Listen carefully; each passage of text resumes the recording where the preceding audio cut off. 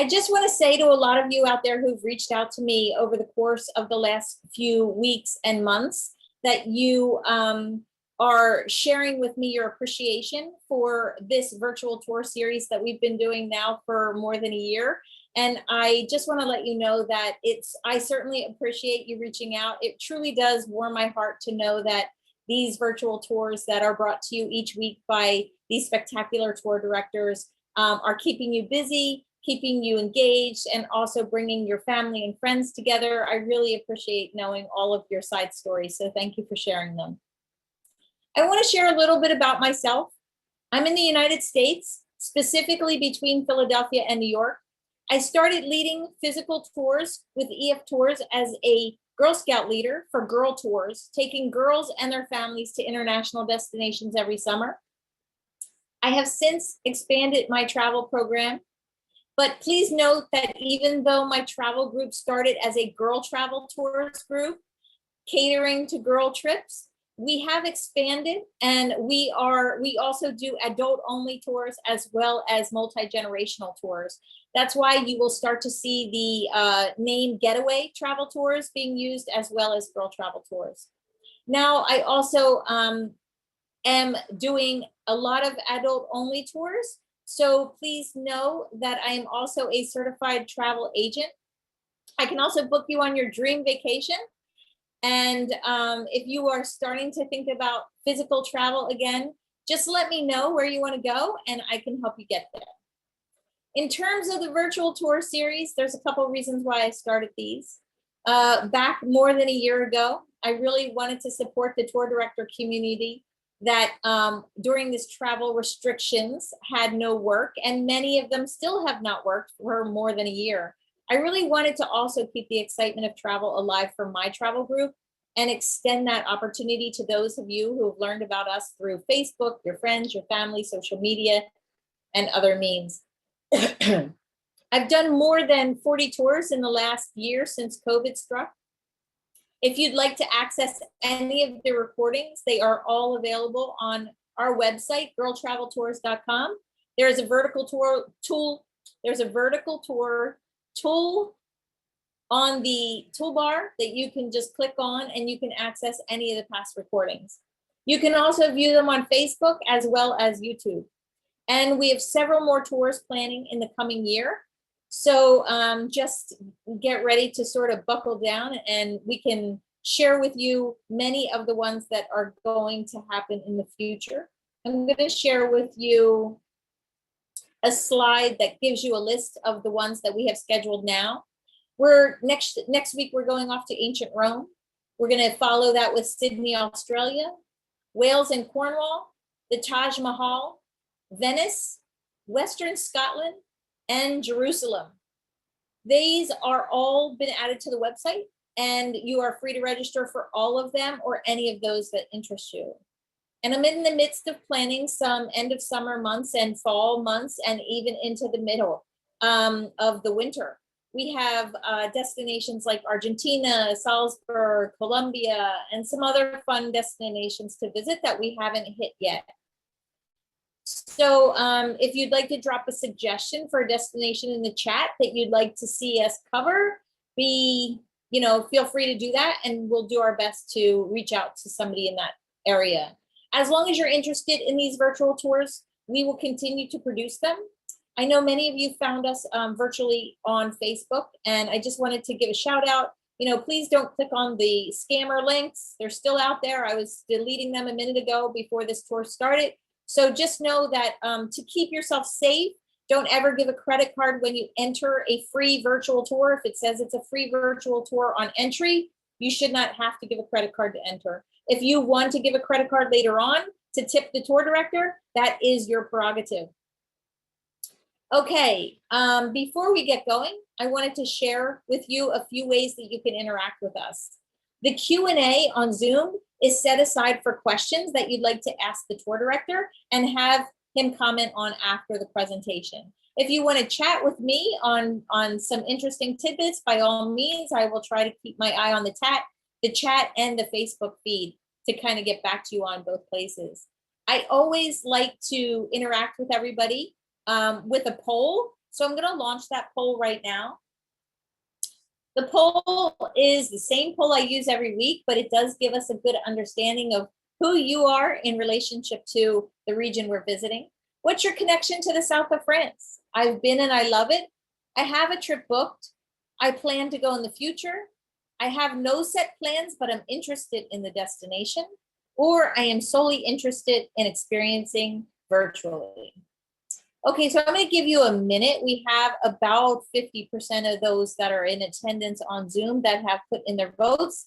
I'm going to wait a minute to get that a little higher, but it does look like we have a pretty big population of people who have been to the south of France, about 34%.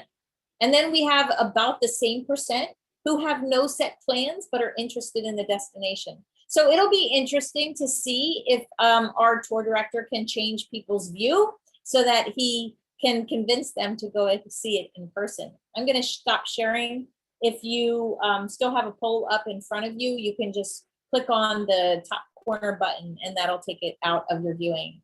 This virtual tour is scheduled to be 90 minutes plus a Q&A. I hope you're ready with a snack or a drink in hand. And anyone who has ever traveled with a group knows that a tour would not be complete with a fantastic tour director. A tour director is like a personal travel concierge. He stays with the group from start to finish, shares a world of knowledge, and manages all your travel plans. These are by far the most important people in any group. And if we're not traveling, these tour directors have not been working. So I will drop a line in the chat and in the Q&A. If you would like to tip the tour director, he would be more than appreciative of the tips left. So please just follow the instructions on the slides in the Q&A and also in the chat to tip the tour director. I'm hoping that this virtual tour will not only keep our desire to travel alive, but also allow a tour director to do what he does best, which is share his knowledge and passion for travel and his country. Today, we're lucky to have back a tour director who has brought us many tours from all over the world. We've seen Prague to Edinburgh, to Bulgaria, and to Belfast, right? I have too many B's and I don't know where, but I think Louis has been and given us a tour of all of them. Louis is back today to share his place of residence, which is right now in the south of France. And this is a region he absolutely adores and has grown to love. If you're ready, Louis, you can join me and say bonjour to our guests and get ready to show us the south of France. Bonsoir tout le monde. I'm going to try and share my screen. Can I go for that straight away, Mara?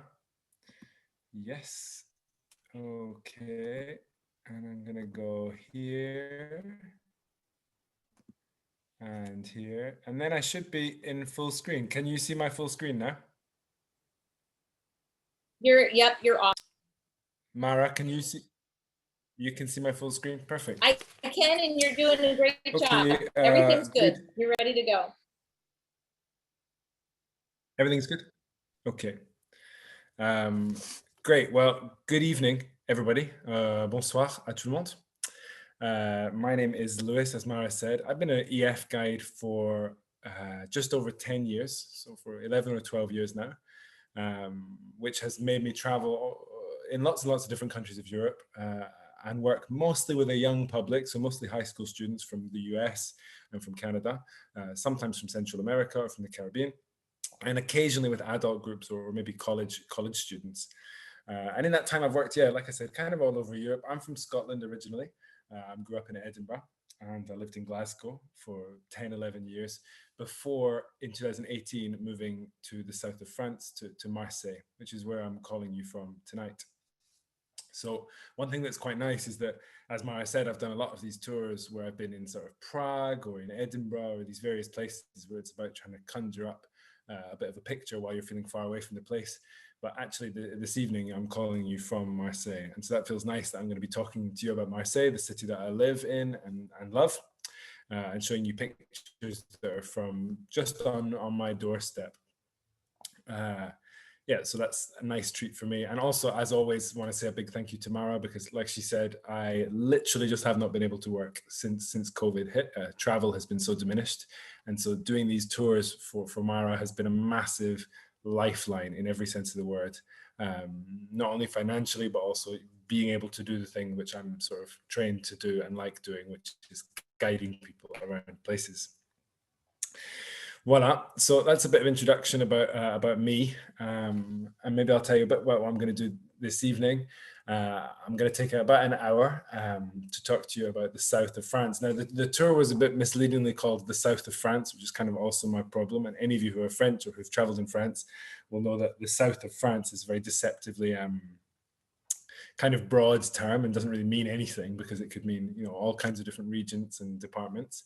What I'm really going to talk to you about tonight is Provence and Côte d'Azur, or the region that I'm in, which is PACA. And so I'll explain that to you in a little bit. In a few slides, I'm going to show you some maps to sort of explain a bit of the geography of where we're talking about.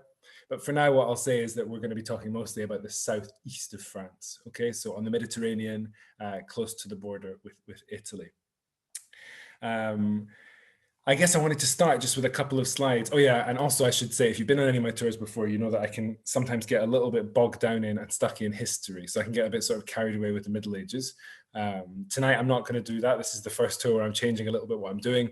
We're going to be more in sort of today's culture. So we're going to be looking at sort of food and architecture and art and buildings to visit.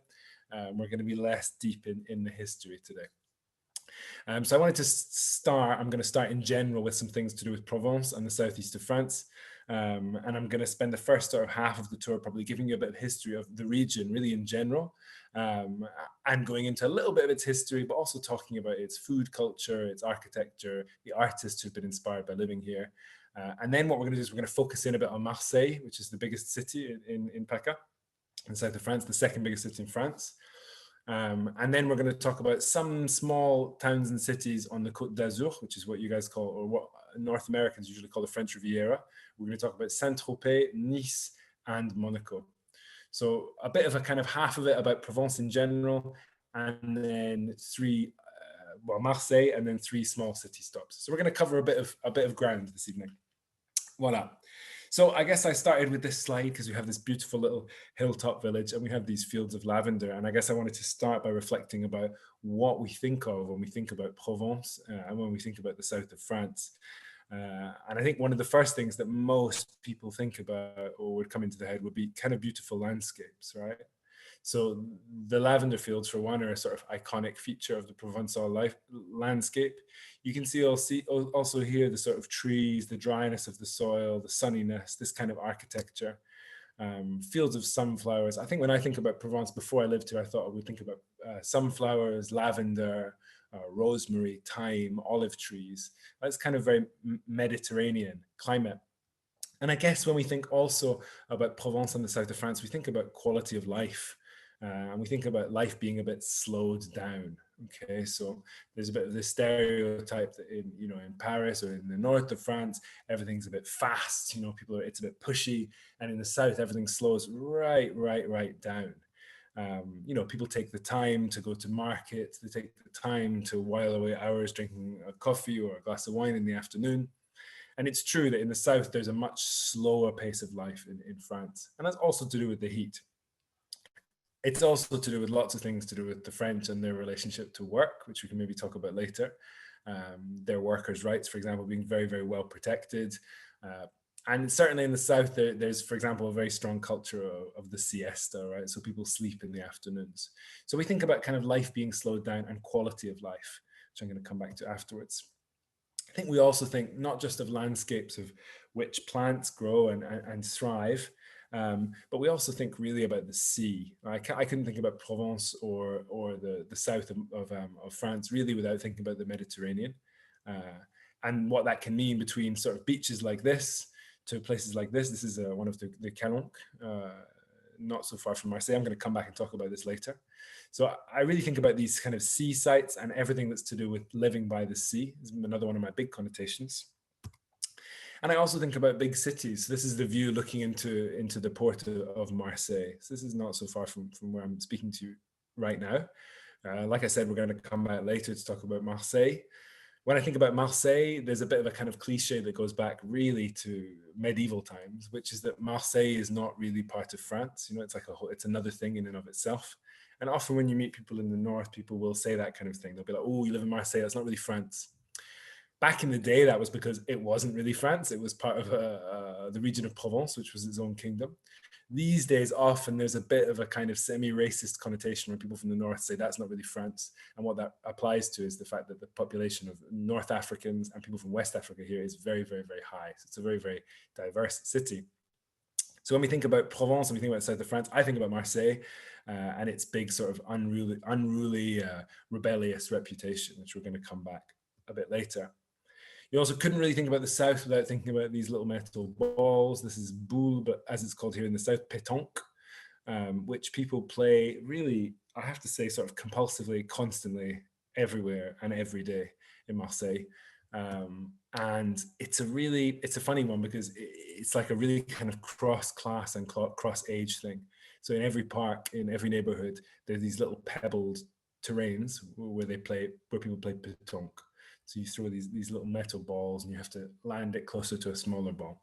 So there's this culture of petanque, and petanque is the kind of sport that you can only really play if you have time to kill, because kind of half of petanque playing is standing around watching other people and chatting.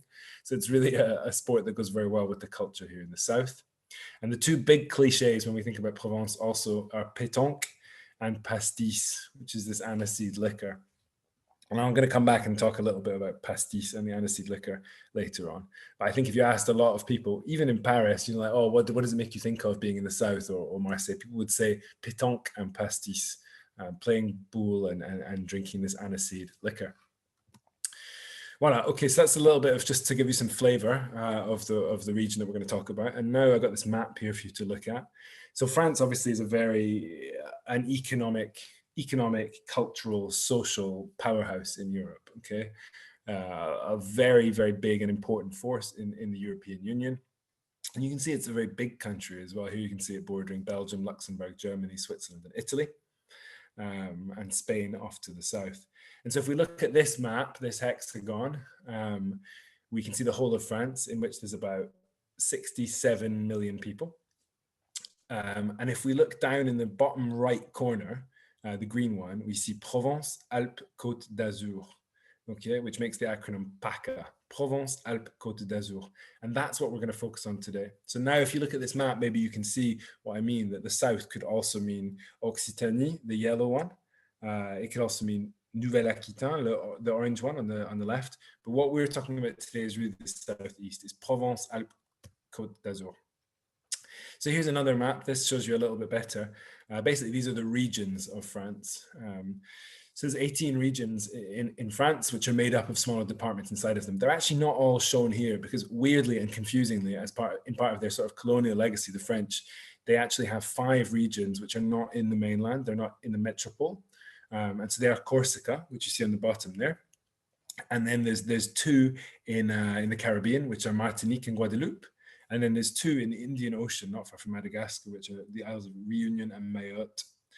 And so those places are regions, technically, of France, but these are the regions that make up the mainland, the metropole.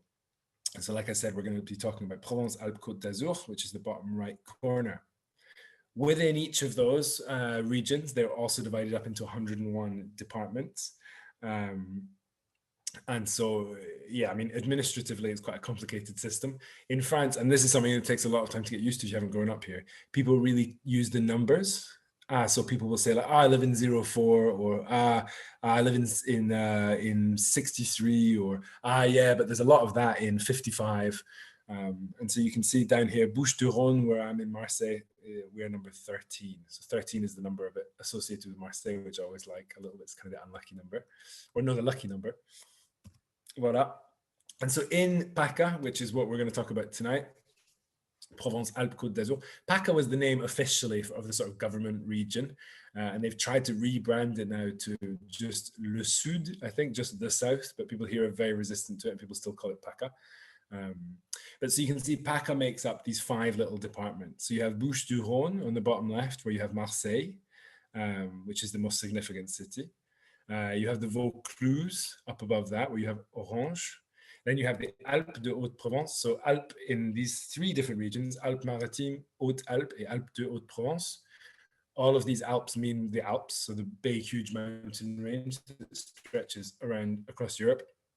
And so actually in a lot of the northern part of Provence, you have the beginning of the Alps. So it's very mountainous. You have a mountain culture, and that brings with it all of the things that come with a mountain culture, like outdoor sports culture, like shepherding culture, like hill walking culture. And so I wanted to get to this map to then say a little bit that obviously in an hour I can't cover this whole region. You know, we're talking about just hundreds of thousands of really interesting things to see. And so I'm going to try, when I do my general Provence bit, so the first sort of half an hour, I'm going to try and show you things that are from each of these 5 different departments. But really a lot of our focus is going to be down on the coast, okay? So it's going to be on Marseille, which you can see there in the orange one. Further along the coast in St Tropez, which is in Le Var, the green one.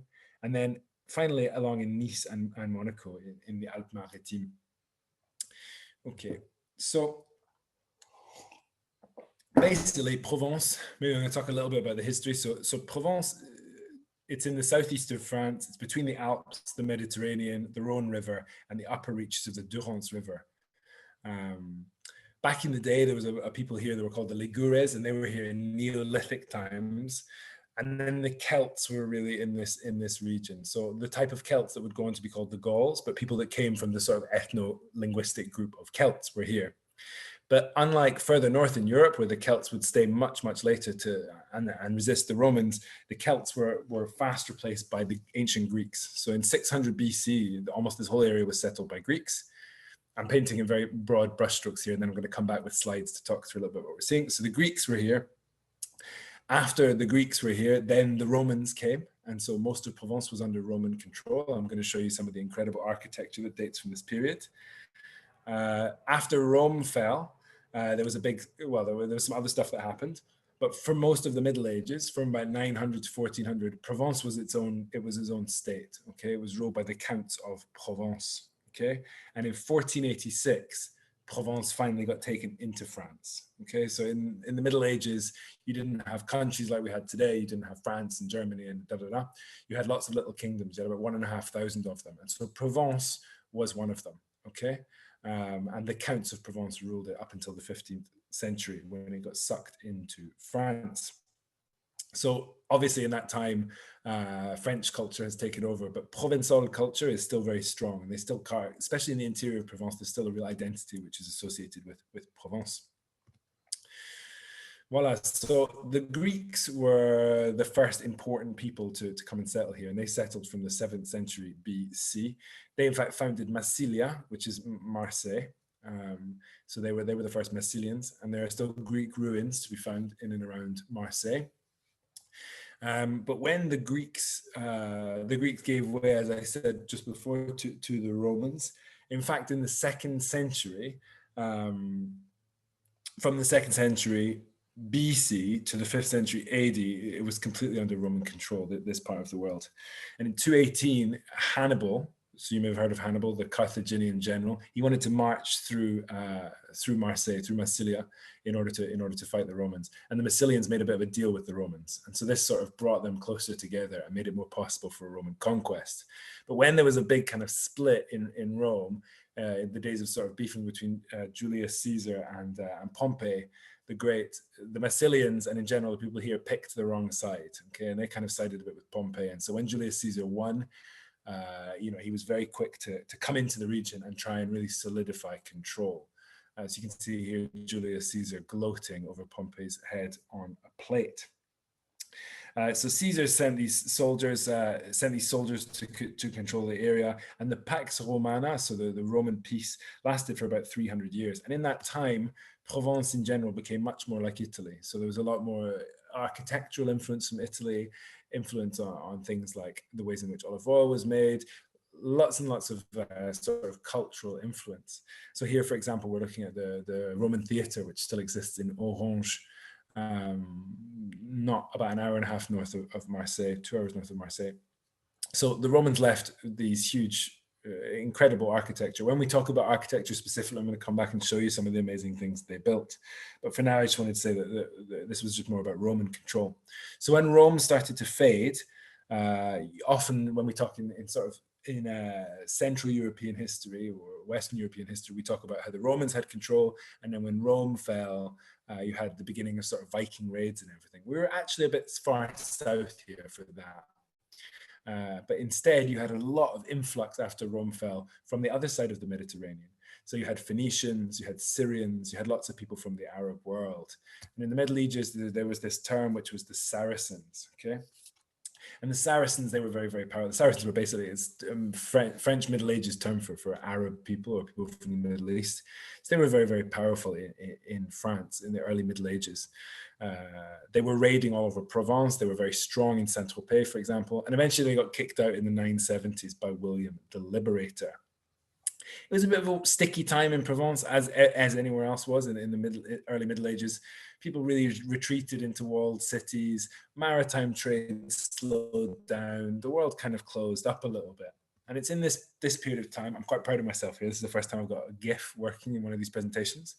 But it was in this time that the Provençal language started to develop. So I don't know if you know, but back in the day, back in the Middle Ages, French was not standardized. That happened much, much later. And people had different dialects that they spoke in the different regions.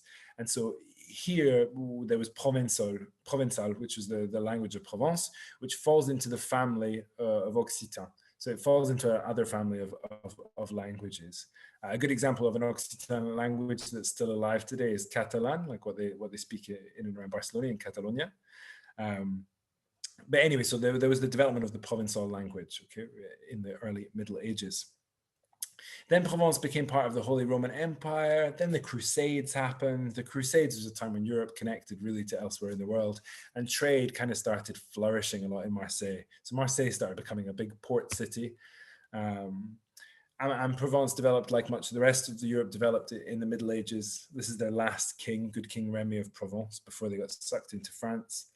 And the Middle Ages, I'm not going to say that Provence, the history was particularly specific to the region. They were going through the things that a lot of people in mainland Europe were going through in the Middle Ages. They were going through the Black Death, through lots of anti-Semitism, through the development and the flourishing of a merchant class, kind of the standard fare for the Middle Ages. And by the time we get up into the slightly more modern history, and we're beginning for the French Revolution, Provence already has this kind of slightly rebellious energy, okay, as this kind of kingdom that was sucked into France at a kind of late date. And so in 1789, you have the French Revolution. I'm not going to talk about it here. Mara, I'm really holding myself back here from not going in history holes. But in 1789, you had the French Revolution, which got rid of the monarchy and which kind of turned society upside down and tried to build a new society based on these new values of equality and brotherhood, etc., etc. And although most of Provence was quite rural and quite conservative, people saw it as a bit backwards, Marseille, Aix, and Avignon were kind of centers of quite a lot of revolutionary activity. And they actually sent a whole bunch of people up to Paris to fight in the revolution. And it's actually from Marseille that we get the Marseillaise, which is why I have this slide here, which became the sort of song of the revolution. And now, bizarrely today, is the national anthem. But it was actually a war song for the Army of the Rhine, and it was sung by the Marseillaise battalions who were up in Paris for the French Revolution. So it was a song sung by Marseillaise people, so people from Marseille, and this is where it gets the name. A bit later, so the century after, there's another revolutionary period in French history, which is much more interesting for me than the French Revolution, which was the Paris Commune in 1871, where basically Paris was taken over by a kind of revolutionary force, and they tried to build what would be, I guess, socialism in that city. There was also a Paris Commune not a Paris Commune, there was a commune in Marseille, and here's a quite incredible photograph from it in 1871, in late March. And so Marseille took to it very fast. They had this kind of rebellious energy in the city, and they held a commune on for much longer than the one in Paris. It lasted for several months instead of, I think in Paris it's 43 days or something like this. Anyway, eventually it got crushed, and the leader, Gaston Crémieux, he was executed in November of 1871. I'm going to show you later on where he was executed. In the second half of the 19th century, there was a bit of a revival of Provençal language and culture. People started investing a bit more in their culture instead of just taking it as a given, but saying, actually, no, we have ways of talking, ways of singing, ways of dancing, ways of cooking, ways of eating that are specific to this time and place. So there was a bit of a revival of Provençal language and culture. In particular, there was a movement of writers and poets called the Félibrige. This was one of the important poets in that movement. On the left here, Frederic Mistral. You might have heard the word Mistral before. Mistral is actually the name of the wind which blows in winter here. So it's brutal. It's very sunny here in winter, but very extreme kind of biting wind. Anyway, he was a very big deal for Provençal culture. At the end of the 19th century, beginning of the 20th. In 1904, he actually got the Nobel Prize for Literature. Jumping forward a little bit into the 20th century, we obviously couldn't talk about the history of anywhere in France without talking a little bit about World War II. I feel like often when we have these quite sort of widely available mainstream narratives about French history, when we get to World War II, we just talk about Paris. And so we just talk about this, or then we talk about the D-Day landings, or we talk about things that happen in the north, which I think washes over a little bit the fact that after France got defeated by Germany in 1940, France was divided into an occupied zone and an unoccupied zone. And of course, Provence in the south was in the unoccupied zone, the free zone under Vichy France, which is obviously a collaborationist regime. It was also briefly under Italian occupation. And so at the first, in this regime, there was some kind of collaboration and some passive resistance, but especially after Nazi Germany attacked the Soviets in 1941, the Communist Party became much more active in French resistance, and the resistance movement in the south and in Provence got very strong. Famously, Jean Moulin, who was the leader of the Free France resistance movement, parachuted into Bouches-du-Rhône near Marseille in January of 42 in order to try and bring together the resistance movements. But anyway, it didn't really work out so well for the people of Provence in the end. And by November 42, after the Allied landings in North Africa, Operation Torch, the Germans occupied all of Provence. Okay, interestingly, and the fleet in Toulon sabotaged all of their own ships to stop them from falling into German hands, which I was found a bit comforting. Anyway, they arrived and they began a very fast and systematic rounding up of French Jews and refugees in the big cities, in Marseille and in Nice, and many thousands of them were taken to concentration camps. They also blew up a large area around the Vieux-Port, the old port of Marseille, so that it could not be a base for future resistance. So obviously France was kind of had a lot of rebuilding and a lot of recovering to do in the post-war period. And that took many shapes and forms. One of the interesting buildings from the immediate post-war period, I'm actually going to come back and talk about it later, is the Cité Radieuse, the unit d'habitation of Corbusier. So this is the Corbusier building in Marseille, which was built in the immediate post-war period to try and respond to kind of this new housing need. So you had this kind of need to rebuild and to rehouse people in the post-war period, early post-war period, but you also had the war in Algeria. Okay, so you had Algeria taking its independence as a former colony from France. So Algeria was colonized in the 1830s, and it's in the early 1960s they finally got their independence. Now, what that meant was not just lots of Algerian people also moving to France, but it also meant the return of the pieds noirs. So I don't know if you ever heard this expression before. Pied noir is the Blackfoot. And basically these were essentially the children of or grandchildren of people who had been sent from France to colonize Algeria. And so what's interesting is that in Pied Noir community, and Marseille, for example, today is absolutely full of Pied Noir people. I know a lot of people who come from Pied Noir families, is that their families are Algerian because they've lived in Algeria for, they lived in Algeria for 100 years or for 60 years, but they're not of an Arab origin. Okay, they're often of a European French origin, or a lot of them are of a Jewish origin. So a lot of French Jews were sent to Algeria in the early colonial period. So for example, you have a lot of Sephardi Jews in Marseille who are Algerian Jews, but not indigenous to Algeria, but sent by the French colonial administration. So a lot of these people moved to the south of France. They came really in their tens of thousands as they realized that Algeria was going to break away from France. The Pieds Noirs came back, as it were. So you had this huge influx of people from North Africa, which swelled populations post-World War II. And you also had the beginning of lots more migration in general from North Africa, from the Maghreb. And in the 1940s, 1950s, after the war, also Provence got a bit renewed because there was a couple of big cultural things which started getting people getting interested in. A lot of money came into Provence because people were making films. And so, for example, you had the Cannes Festival, which was actually founded in 1939, but had a bit of a reboosting in the post-war period. And you had the Avignon Festival of Theatre, okay, which was founded in 47. And so these started to put Provence back on the map and draw people back into it. So it's kind of like a mixture of these very good weather, very good food, very relaxing quality of life, and also a lot of culture production that drew people really to Provence and made it into a bigger and bigger tourist destination in the early post-war period. Voila, okay, so that's all the history stuff I'm going to do. I promise I'm not going to do any more. The rest I'm going to show you images of really beautiful places and nice buildings and nice food, etc., etc. I'm kind of done with giving you some history. I just wanted to warm it up a little bit. I guess I wanted to start this first section about landscapes and talk about some of the different landscapes that we associate with Provence, which also is nice for me. It's a bit of an excuse to show some nice photos and think about places that I have been already in Provence, have spent time in, or other places that I haven't been and would like to visit. This first photo, so the first section I'm going to start with the sea and the coast. So this first photo is from Sugiton, which is in the Calanque, which is the national park next to Marseille, which is one of the two reasons, the other one one of the three reasons, the second one being food, that I moved to Marseille was there's this incredible national park just next to Marseille called the Calanque. And a Calanque is like an inlet of land, an inlet of sea, sorry, so it makes these little bays. And it's in this gorgeous national park, very reachable on bus from the city centre. And so this is the Calanque of Sugiton. Really, a 40-minute walk from the bus stop, and then you're down in this sort of beautiful turquoise sea.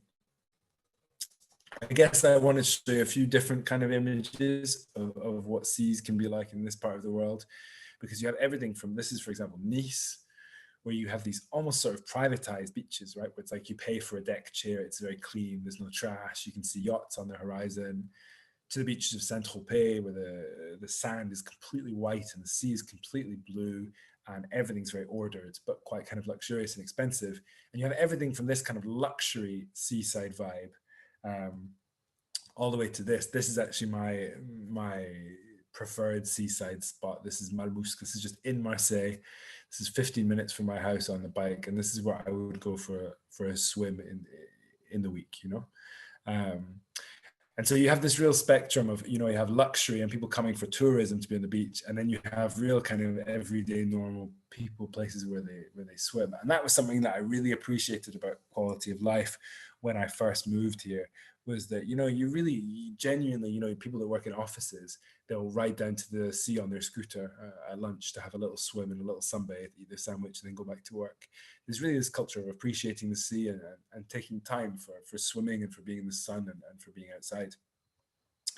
This is back in the Calanque. This is the same Calanque, Sugiton, but the other side of those rocks. You can see you have these gorgeous turquoise waters. You have a really nice landscape, lots of cactuses, rosemary, thyme, cypress trees. There's a really particular smell as well in the Calanque, and the hotter it gets in the year, in summer, when all the oils from the trees, they're more liquidy because it's hotter, you really have these dense smells of all of these lovely Provençal herbs, which is very, very nice. You also, because there's so much coastline, have a sort of endless selection of little towns where you could get the train or you can drive and then get off and go and have a nice lunch somewhere and go and have a little swim in the sea. This is Niolon on the Côte Bleue, which is the other side of Marseille from the Côte d'Azur. This is one of my absolute favorite places to go for a swim. This is the Calanque des Figueroles, which is on the other side of La Ciotat, which is like a little kind of post-industrial town, not so far from Marseille. And again, you can drive there, you park, you walk through this little tropical garden for 10-15 minutes, and then you're here. And it's really, really very, very, as nice as it looks.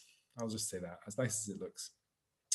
And for these kinds of places, also in the Calanques, in the places that are a little bit more natural, so when you're a little bit outside of the city for going swimming, would definitely recommend taking masks and snorkels, because there's really beautiful fish to be seen.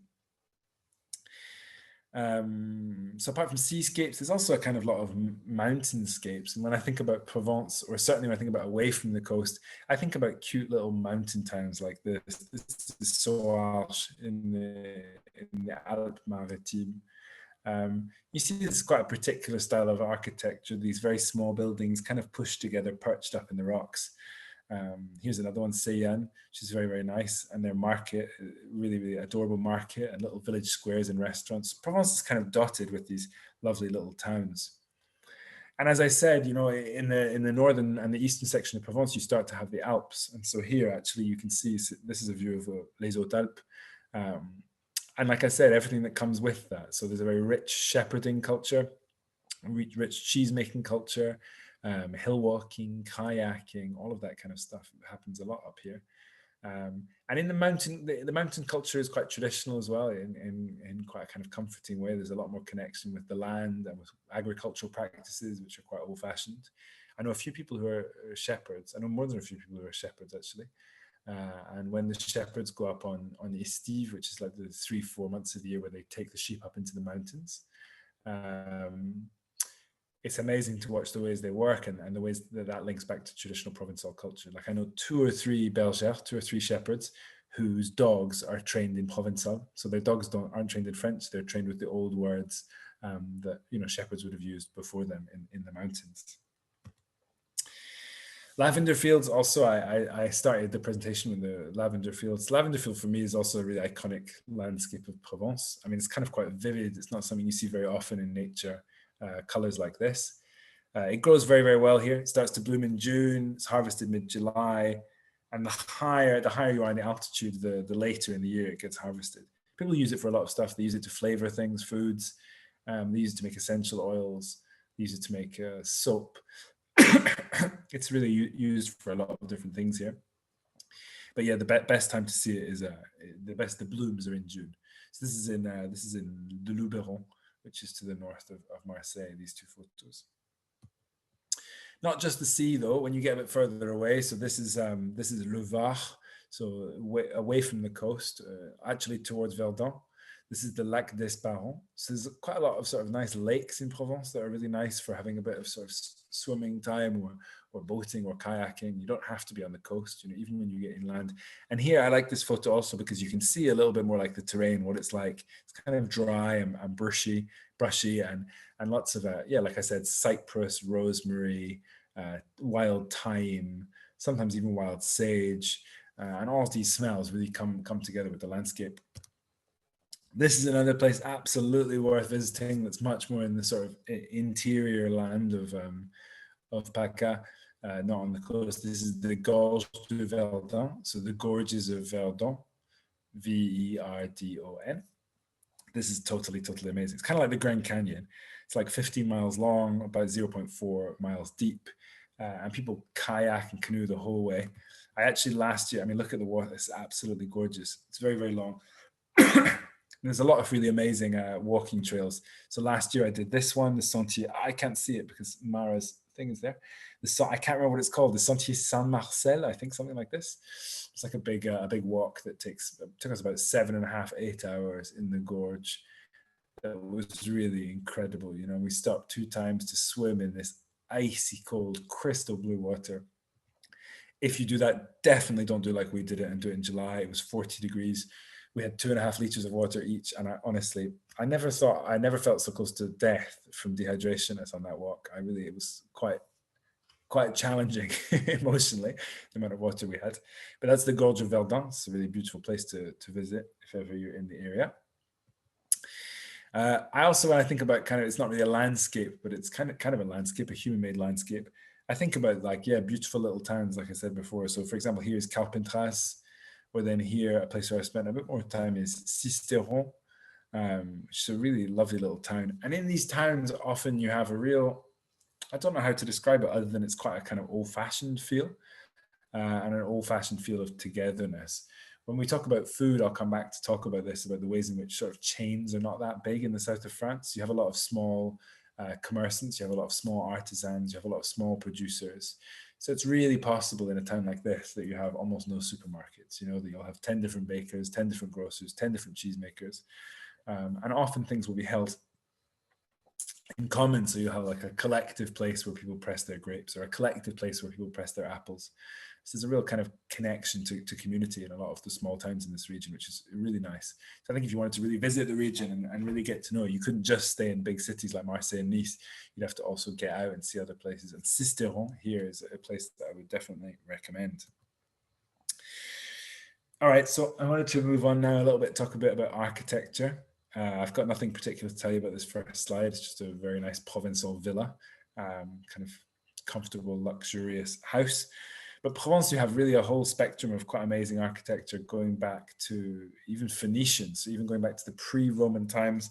This is a Phoenician ruin in Marseille from the 7th century. Phoenicians, it doesn't really exist anymore. It's kind of where Lebanon is today. But so you have Phoenician ruins, and you have Roman ruins, and some of them are really, really incredible. So this is the Roman aqueduct at Pont du Gard. This building, which they made, you know, in 40 AD, so 2,000 years ago, this building carried water for 30 miles to Nîmes. I mean, like really, like when you think about that, it's absolutely incredible. It was basically, essentially, a man-made river which flew for which ran for hundreds of years. So water would run in this to move running water to the city of Nîmes. I mean, it's unbelievable. 2,000 years ago, they made this. And in lots of ways for Roman cities, like one of the successes of the Romans was that they were able to deliver running water to the places that they built. So that, you know, it makes a huge boon, that it changes the way that you think about energy, or you think about hygiene, or you think about food production. This is a big architectural achievement. And actually in this aqueduct, you have some of the largest arches that were made in aqueducts by Romans. And these arches, I mean, look at the size of them here. They don't have mortar in them. So they're held up by the sheer weight of the stones and the engineering. It's really incredible. And so at the end of this aqueduct, after it travels its 30 miles, it arrives in Nîmes, where you have this incredible amphitheater. So I actually didn't know until I moved here that there were, you know, kind of Roman amphitheaters in Provence. Like when I thought about Roman amphitheater, I just think about Rome, or I think about, Italy. But to know that there's actually a few of them in Provence is quite amazing. And obviously they were used in kind of similar ways to what they were used for in Rome. So they were used for public entertainment. They were used for, you know, all kinds of animal fighting, human fighting. In fact, in Arles and in Nîmes, bullfighting was a really big deal for a very long time. I don't know if they still have bullfights in the ones in Arles and Nîmes, but certainly in the 20th century they did. Rome was more on a kind of tigers and lions vibe because they had a bit more money, but here it would have been maybe fighting like wild boars or maybe even bears back in the day. And like, I don't think they were quite at the sort of luxury of like the ones in Rome, where they would flood and then they would have naval battles in them. So this is the one at Nîmes. This is the one in Arles, which is really like, wow, it's very impressive. Depressingly, in the Middle Ages, the one in Arles, they blocked it in and they built 100 dwellings inside it, so people could live inside it because they were so afraid of, I guess, intruders, attackers, the plague, etc., etc. So moving on from kind of ancient architecture, you also have a lot of interesting Romanesque architecture. So this is the cathedral in Fréjus, which dates from the 5th century. So Romanesque architecture, it's also the oldest Christian building in Provence, and one of the oldest in France. And it has, you can even just see in this picture, a lot of the features which make Romanesque architecture, becomes before Gothic. So it's quite simple. There are arches, round towers, semicircles, and inside it has quite amazing, quite peaceful cloisters.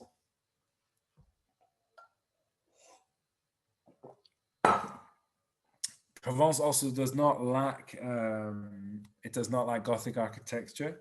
Here you have the Palais des Papes, the Papal Palace, which is in Avignon. You can see that actually even this for Gothic architecture, it's a lot more simple than the kind of Gothic architecture that we'd be used to seeing in the north. A lot less decoration, a lot less embellishment. But there was a big palace made for the popes in Avignon because there was this thing called the Avignon papacy, which is in the 14th century. Basically, 7 consecutive popes all lived in Avignon, and were all from Avignon. So obviously that made a huge, big kind of religious deal to have 7 popes in a row coming from the same place. So they built a lot of things for them. Also in Avignon, you have Le Pont d'Avignon, which is another very famous building from the period. You also have a lot of, like I said already, this kind of hilltop architecture, which is quite specific to sort of mountain valleys in and around certainly this part of France and the north of Italy. This is Roussillon, which is a very particular type of mountain architecture. And you also have some bits and pieces of the kind of architecture that we think of more when we think about north, this kind of, I guess, 17th century kind of quite classic bourgeois architecture. So this is the Hôtel de Ville, this is the town hall in Arles. You also have some standouts, some big exceptions in the region architecturally, like the Byzantine style of La Bonne Mère in Marseille. We're going to come back and talk about that later. Or like the ultra-modernist Corbusier building, also in Marseille. All right, so that's a little bit about landscapes. Now I want to move out and talk a little bit about art and about artists. So many of the giants of contemporary art and modern art worked here. I mean, Cezanne, Van Gogh, Gauguin, Picasso, Matisse, lots and lots and lots of people. Probably the 2 most famous for what they did in Provence were Cezanne and Van Gogh, although lots and lots of other people were here. But the 2 really kind of big heavy hitters for the region and for its history were Cezanne and Van Gogh. Cezanne, in fact, this is one of his paintings here. He was born in Aix-en-Provence, so here he is. He was Provençal, and he explored these new ways of painting in his city and his surroundings, and he really opened a lot of the door for the development of Cubism. Okay, his studio. So here's his studio, isn't it beautiful? His studio is still in Aix-en-Provence. It still looks like this. You can visit it. So it's very much in lots of different corners of Provence and the French Riviera, the Côte d'Azur. You can visit sort of artist studios. You know, there's a big legacy of the artists that worked and painted here. And so I got a couple of his paintings that are quite Provençal. Here you can see this is, I mean, really, you know, you can recognize this even as a Provençal landscape, despite its sort of impressionistic nature. He also invited Picasso here, and Picasso really loved it for the colors and for the landscape, which gave him a lot of what he had in Spain, which he could no longer really access because it wasn't so possible for him to be in Spain anymore. And so he painted a couple of quite famous, I think this is of the bullfighting in Arles, so in the Colosseum that I showed you before. And I have another one of his from Provence here. And another really big figure who's not from here, but who is really, really associated with Provence is, of course, Vincent Van Gogh, who's from Holland, but was living in Paris. And he moved to the south of France, to Arles, where there's a Colosseum. He moved to Arles for the light and for the colors. And he really believed that there was nowhere in the world that was as beautiful or as adapted for painters as Provence. Okay, so he really was singing the high praises of Provence for his career. And he moved here and he made a series of paintings in St Remy du Provence and also in the Alps, which is a little mountain range of kind of the olive and cypress trees that are so emblematic of the region of Provence and that were very important in the development of Expressionism.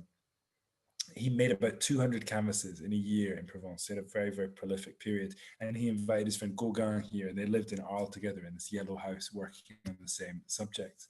It's actually, when you look at some of the classic Van Gogh paintings, you can really see actually these kind of, again, these very Provençal colors and this warm light that we associate also with Provence. But of course, the art history wasn't just men. You also had some very famous women artists working here whose legacy is very often sort of has shade thrown on by all the space that's taken up by the male artists, which is not helped by the fact that I would have to say I find in the South there's a very macho culture, which isn't very nice to live in, when they feel a little bit behind the times, certainly on questions of gender here in the South. But this is Cami Claudel, who was a student of Rodin. She was a sculptor working in marble and brass who was really, really important. She lived in Provence for 20 years. Here she is, this is her and Rodin. And in fact, there's lots of kind of conspiracy that like he ripped off some of her work, etc., etc. And in fact, in the Rodin Museum in Paris today, there's a room dedicated to her works. Anyway, she had a very sad life, like a lot of women artists in the early 20th century. and her brother had her committed to a mental hospital in the south of France, where she finished her life. Now I'm going to do the section that is the nicest one for me to do, or the one that's the most enjoyable, that I can talk with a bit of passion about, which is food. The relationship to food here is just totally, it's really inspiring and really different from anything I experienced growing up in the UK. I guess Provence is famous for food, right? And so it's famous for simple, seasonal, fresh food, okay? So it's not like high culture and fancy restaurants and little small things. It's like really good home cooking is what Provence is famous for. And so there's a lot of kind of classic flavors that we associate with Provence: olives, garlics, tomatoes, peppers, anchovies, wild herbs, olive oil, good cheeses. Like these are all the things that we associate with Provence. And also with seasonal food and with market culture. So here's a market. I couldn't believe it when I moved here, like how people relate to food. So I grew up in the UK, where, you know, the vast majority of people do all of their grocery shopping in the supermarket, and you buy most of your fruits and your vegetables in the supermarket. And actually here, people don't do that. The supermarket is actually kind of expensive. If you want to buy good fruit and veg, you want to buy it from your greengrocer, or you want to buy it in the market. And it's very, very seasonal, even the cheap ones. And so because in the UK, for example, we don't produce really our own food, we import everything. You get used to this idea that you can have anything at any time of year. And actually here, if I wanted to go out and eat a big orange tomorrow, I think I'd struggle to find one because it's not orange season. And that makes quite a nice effect when you live here, because you get excited about new things coming into season. You know, someone will be like, oh, cherries have come in. The cherry season has started. There's more cherries. I think also people here have a bit of a different relationship towards food and food shopping. People are very likely to have a greengrocer that they like, to buy their cheese in a cheese shop, their fish in a fish shop, their meat in a meat shop. You know, people shop in a way that's much more connected to where their food comes from, and that's something I really, really appreciate about food culture here. That has also changed my relationship to food. Any more questions about that at the end? I'd be more than happy to field them. But what I'm going to do is show you through some classic dishes from the region. So here you have probably the most famous and cliched thing that honestly we associate with the south, and in particular with Marseille. This is la bouillabaisse. It's difficult, so I've spelled out here for you. La bouillabaisse. Bouillabaisse is it's funny, it's almost a bit of a tourist cliche now. I don't think really kind of normal people really eat bouillabaisse very often. But in Marseille, you can find it in a lot of places. It's kind of in between a soup and a stew with lots of fish and shellfish. Traditionally with scorpion fish, gurnet and eel, sometimes also with lots of shellfish. And the important things are olive oil, saffron, garlic, and herbs. Okay, and the stew is served with little slices of toast. Maybe you can see the slice of toast off on the right-hand side. And the fish normally comes on a separate plate. Bit of a touristy thing, but also if you come to Marseille, maybe something worth trying. This next dish is called pistou. This is something I really, really like, Pistou. The base of the soup, in fact, is like a kind of Provençal minestrone. So it's like a kind of tomato-based soup, often with leftovers, so beans, maybe some pasta, some carrots, green beans, etc. And then on top you have pistou, which is kind of like pesto, but without the pine nuts. So pistou is like a paste of like fresh basil or fresh parsley, garlic, parmesan, and oil, and they make it into a kind of paste. And then you make this soup, this minestrone, and you put a big dollop of the pistou on top. You grate a bit of cheese. Delicious. Another classic plate from the south is aioli. So aioli in the US and in the UK means garlic mayonnaise, right? But here, aioli means the garlic mayonnaise, but it also means the dish that comes with garlic mayonnaise.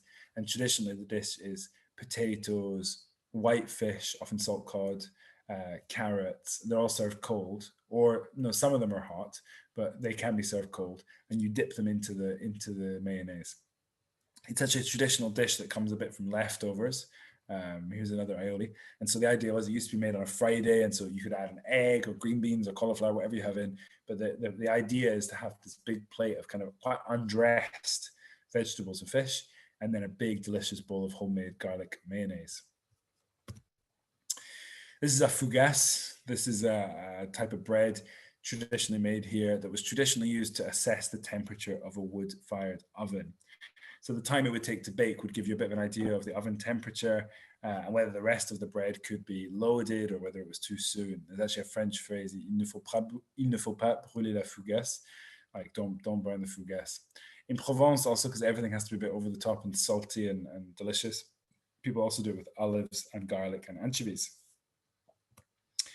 We're also not very far from Italy, so there's a very thriving pizza culture here in the southeast. This actually is my pizza truck. It's a pizza truck at the end of my street. This is where I would go to eat a slice of pizza. And you have this really good culture of pizza trucks like this, where they have wood-fired pizza ovens in the trucks. There's about 5,000 of them. And they even have the Fédération Nationale des Artisans Pizza en Camion Magasin. It's like a national federation of pizza artisans working in trucks. So these are my pizza guys at the end of my street in Marseille. Another little very local delicacy. This is the panis. This comes not even from Marseille, but this comes from Estac, which is like a little industrial town just next to Marseille, and it's made from chickpeas.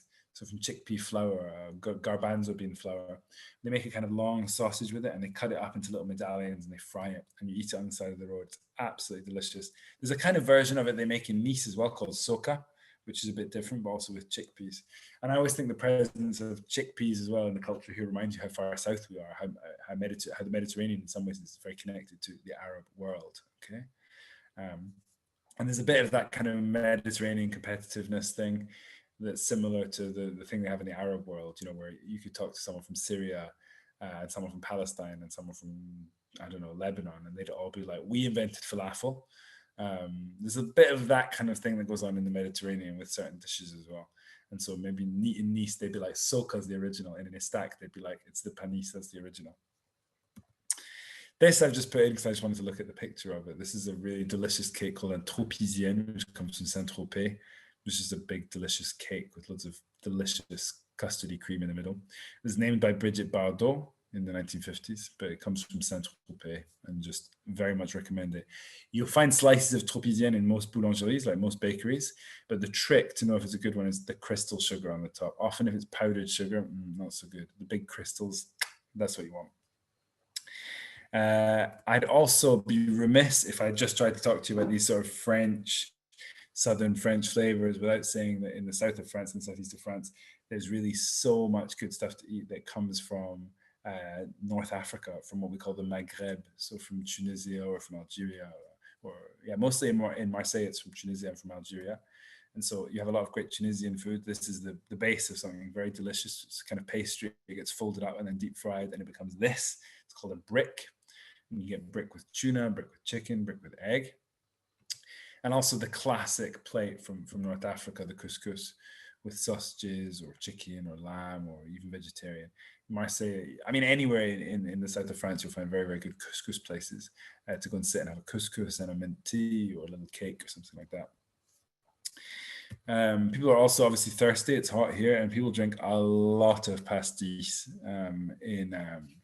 in the south of France. I mean, really a lot of pastis. Any bar you go to, any kind of old man bar, any little terrace, people are always drinking pastis. And it goes into the glass clear, usually on an ice cube. And then when you add water, it becomes kind of opaque and yellow, but it's clear when you first pour it out. And it's an aniseed liquor.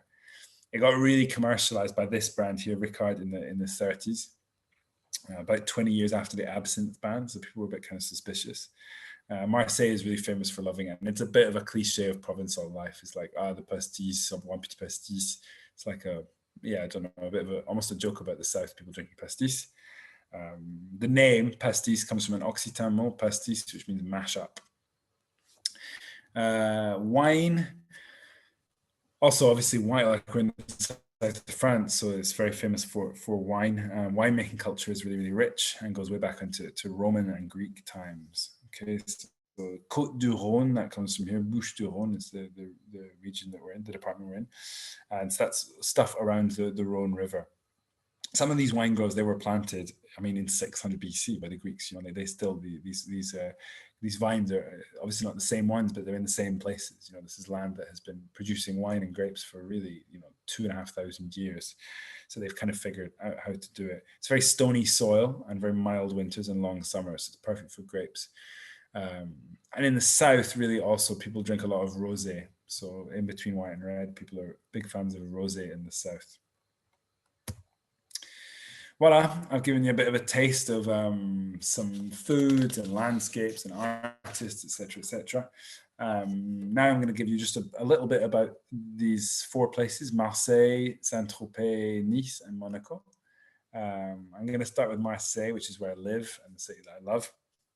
So it's the second largest city in France. It's about 1 million people living here. And it's a real melting pot of lots and lots and lots of different cultures and flavors and ambiances. And there's a lot going on. It's a very vibrant, fast-paced, quite intense feeling city. Not fast-paced, but I don't know how to describe it. It's not fast-paced because everyone's sleeping in the afternoons, but it's quite, yeah, it's full of life. It's vibrant. It was very feared for a long time, Marseille. People had a lot of reticence to visit it. It was under-visited by tourists. It had a reputation for being a bit tough and rough. It was a big heroin port back in the 1980s. It was very connected with the mafia. You know, it had a bit of a rough reputation, and that has changed a lot in the last sort of 15, 20 years. 2013, they won European City of Culture. And usually when that happens to a city in Europe, that brings a whole wave of development with it. And in Marseille's case, that brought a whole lot of development, some of it very good and some of it very, very bad. Like brought a lot of waves of big gentrification programs that pushed working class people out of their neighborhoods and changed the city up a lot. Marseille is quite unique because it's probably one of the last European cities that has, in the very city center, really genuine working class communities and mixed communities. You know, in a lot of other major European cities, working class people have been very pushed out of the centers. Marseille is unusual because it has this district Noailles right in the heart of the old town, which is, you know, still very working class and very mixed today. Anyway, like I said, yeah, the first sort of settlement before Marseille was the Greeks. It was Massilia, and so they formed it. And they developed it into one of the big sort of trading ports of the ancient world. So not only was it always producing stuff and trading, but it was also always having foreigners coming to Marseille. You know, really for thousands of years, it's been a place that has had a lot of passage. So it's obviously always been a very mixed place, okay? And as early as the 4th century BC, there were already about 6,000 people living here. And traders traveled all over the world from Marseille, selling wine, salt pork, fish, aromatic plants, all kinds of things, coral, cork, and soap, which is one of the big ones. Soap is one of the big things Marseille is famous for. There's 2 soap museums, really good, high quality olive oil based soap. It's been made here for a very, very long time.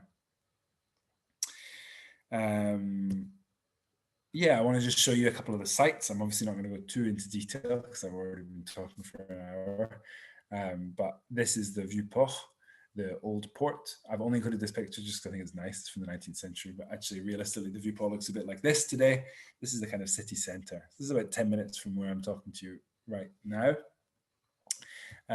where people park their boats. There's also a fish market. The Vieux-Port fish market is really amazing. So there's a bunch of fish markets in Marseille that are quite static.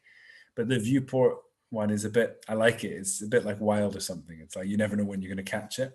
And if you go very early in the morning, people will literally be selling stuff that was caught that day. And that includes tunas, which I find really wild that they catch wild tuna still in the Mediterranean. So here you can see a massive big tuna getting cut up and ready to be sold. Here's a nice view from up high on the Vieux-Port. And that also brings us neatly up to this church up on the hill that looks out from Marseille, La Bonne Mère, the Good Mother, which is what people from Marseille affectionately call it. It's actually called Notre Dame de la Garde, Our Lady of the Guard. And it's this Byzantine, sort of kind of ridiculous, a bit over the top gaudy cathedral built in the 1850s. And it's a church for lost sailors. So there's a lot of sort of impact on maritime culture, sailing culture. And you can see on the inside here, I don't know if you can see it actually, but there's boats, wooden boats hanging from the ceiling. So the first time I went in, I was like, what? You know, it's so, when you think about the big famous churches of Paris, for example, and you think about this, you're like, there's boats hanging from the ceiling. It's got a real kind of particular Marseillaise flavor, this church. And from up on the church, this is a view from the church, you can see down to these islands. this is the Frioul, which is an archipelago of islands, which is just very, very close to Marseille, which is really, really worth doing if you come to Marseille. Basically, you take a tiny little boat. Well, it's not tiny. You take a boat. It takes 20 minutes. It costs about 10 euros. And it takes you out to these islands. You can see there's two of them that are joined together.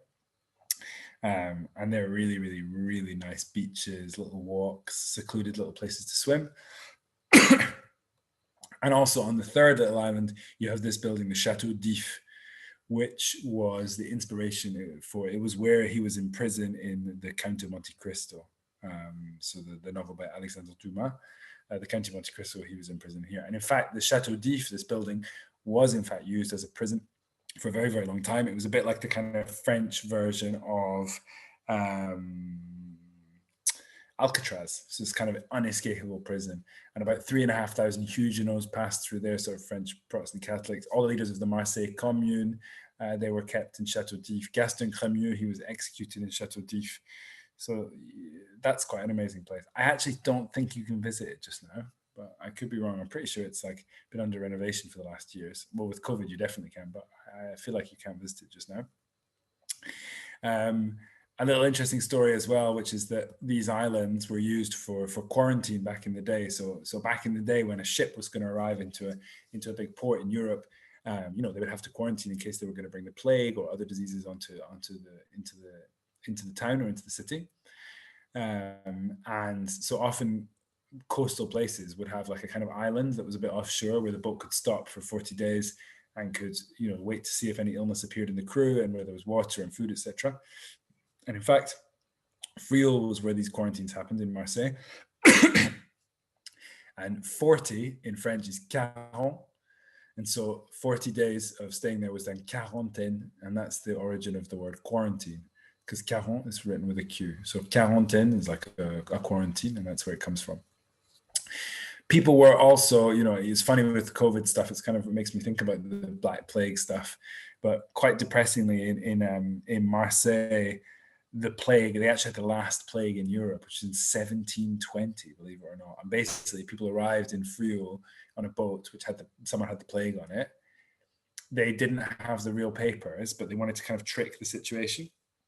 And so they went to Italy to try and get basically false papers that said they had done their quarantaine. And then they came back to Marseille, and plague absolutely swept through Marseille, and 100,000 people died. This is a painting of plague times in Marseille. And it really screwed up the economic development of Marseille. It's one of the reasons why Lyon had a massive industrial revolution and Marseille didn't in the same way, because they really were hit so hard by the plague in the 18th century. And actually, since COVID started, in the main library, the Alcazar, they did an exhibition here about the plague in Marseille. And it's funny because they were using the same words they use today to talk about COVID. They were like, we did this long a lockdown. These were the conditions for how to talk to people or how to keep a safe distance. Yeah, it was quite interesting to think about that then and then today. This is the coast in Marseille. This is the other side of Malmusc, where I showed you earlier, my favorite bathing spot. And this is a view from the coast. And in Marseille, you have this thing called the corniche, which is this kind of walkway alongside the water. So you can see here, there's a bench and a walkway. And on the other side, there's a cycle path. It runs for 4 kilometers. And so you can imagine it's just really the nicest place to go for a run, to go for a walk, to sit and have a drink. People go fishing. It's a really nice thing to do in Marseille, is go for a walk or a cycle ride on the corniche. Here's another view. Another one by night. This is the Palais Launcher. This is really 100 yards from where I am right now. If I looked out the window on the other side of my apartment, I could see this. This is the kind of very over-the-top, gaudy, ridiculous 19th century facade of a park. And in either wing of this building, there's a kind of natural history museum and an art museum. And then the Corbusier, I said I'd come back and talk about it. Corbusier wasn't actually his name. Corbusier means the crow-like one. He's actually a bit of a controversial figure with some links to fascism and to Mussolini and to anti-Semitism. But he basically designed this very groundbreaking building in Marseille, the end of the 1940s, beginning of the 1950s, the Cité Radieuse, the lit up housing estate. It's 300 plus apartments to house about 1,600 people. And they had kind of shopping floors inside. So it's weird. It's like inside they have like streets with shops inside the building, you know, and there's a pool there, there's everything there. It was one of the very first modern house builds where they wanted to include everything in the building. You know, I don't know if you've ever read the really horrible sci-fi novel by J.G. Ballard, High Rise, this idea that people's lives could be entirely contained in this one building. Anyway, it's less aimed at poor people not having enough money to travel these days. These days it's very expensive. You can imagine it's very trendy to live there. I actually looked up yesterday in preparation for this, the current prices for buying, I think it's a 1 or a 2 bedroom, and it was about 700,000 euros. So very, very expensive. There is a hotel in there, so you can go and stay a couple of nights in a Corbusier flat, which is something, I know someone who's done it. It's apparently very nice. And there is also a bar on the roof, so you can go and visit the building. You can have a tour of an apartment. This is what some of the apartments look like. So it's obviously become a bit kind of, yeah, it's kind of trendy and expensive, but it was designed to be very, very affordable. You also in Marseille, you have the Calanque. This is another picture of Sougiton that I talked to you about earlier. So you have this national park, which is very, very worth visiting. And again, this very kind of laid back culture of boule and petanque, which is played on every street corner. So it's a totally amazing place to visit, really nice things to eat, nice things to do, nice things to see. There is also a lot of sort of sad stuff in the history of Marseille, and I wanted to show this picture because I didn't really feel right talking about Marseille without talking about the corruption that has been here in the last sort of 30 years. Basically, there was a mayor who just got kicked out this last year called Gaudin, who was the mayor for 18 years, who's a horrible old guy, like really connected with the mafia, and who really significantly neglected buildings in the city for such a long time. And so, in fact, this is from just after I moved here. This is the 5th of November, 2018, when 2 buildings collapsed in Noailles, this kind of working class neighborhood in the center of Marseille, and 9 people were killed. And this springboarded a very big sort of protest movement. Here's a banner from one of the demos, ni oublier, ni pardon. So don't forget or forgive, and it's got the date. And it really mobilized people. And it was actually in this movement that groups formed to kind of struggle against like corruption and housing neglect. And one of the people from those groups got elected as mayor last year and booted him out. But after 6 months, she's quit. So we think that she couldn't deal with all the skeletons in all the closets that she found in the mairie. But we'll see how it goes. Well, that's a bit about Marseille. I'm not going to go into as much detail in the other few places I'm going to stop at because I don't want to keep you here all day. But I'm going to move on a little bit and talk to you for like 5-6 minutes about the French Riviera, as you guys call it, or as they call it here, Le Côte d'Azur.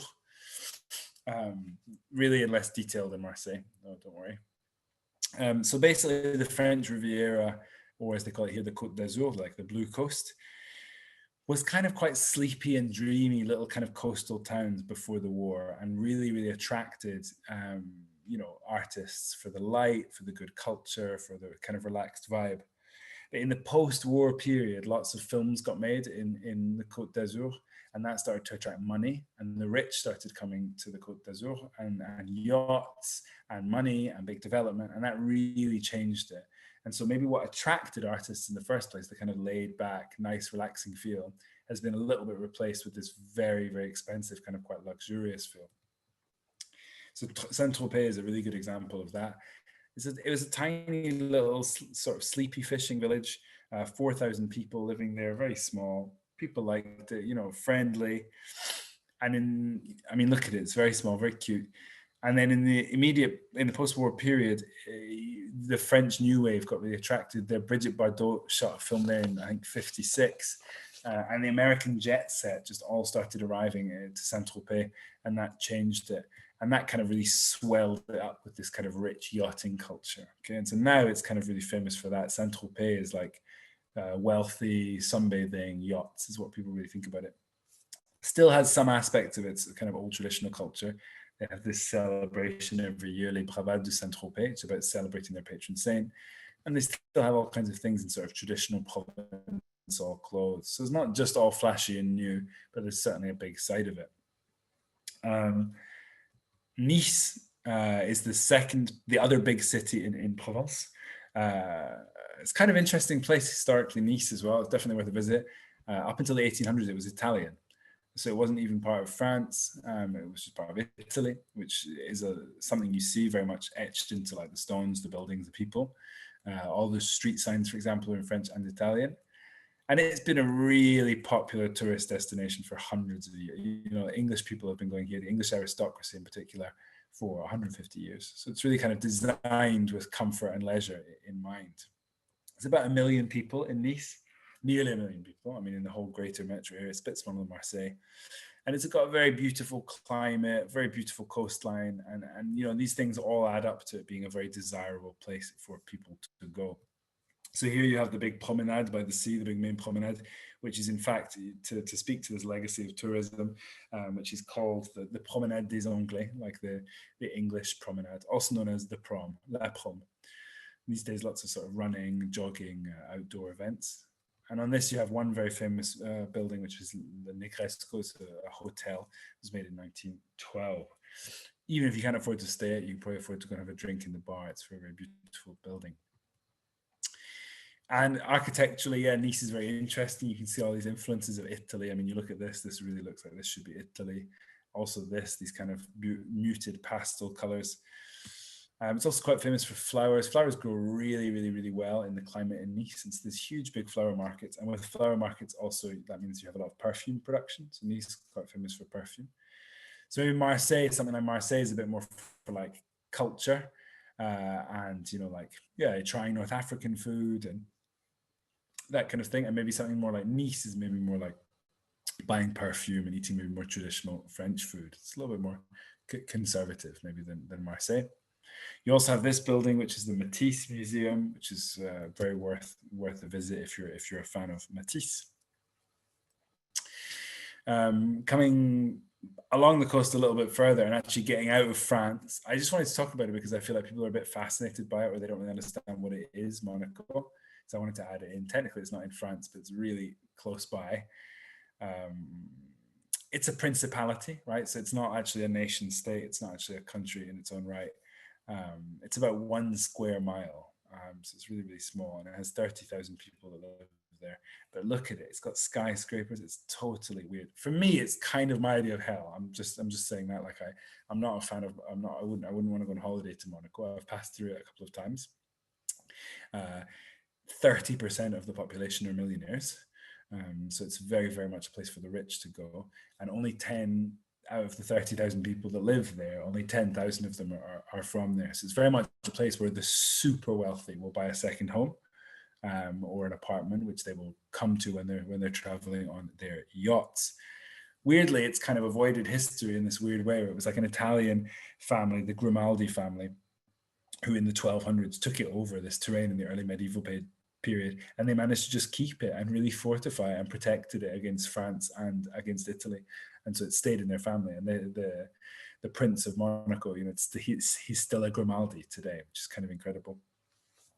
One of the big things they did as well to attract very wealthy people was they have this very famous casino, the Monaco Casino, which brings people from all over the world to waste their money. So if you want to kind of waste your money, I think Monaco is really a good shout.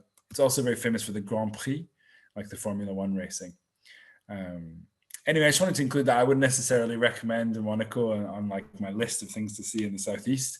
I would definitely be pointing you more towards the things I've shown in the rest of the presentation, but I felt like I should show it to people because it's interesting and it's a bit of an unusual little pocket on this otherwise quite slow and chilled out southeastern coastline of France.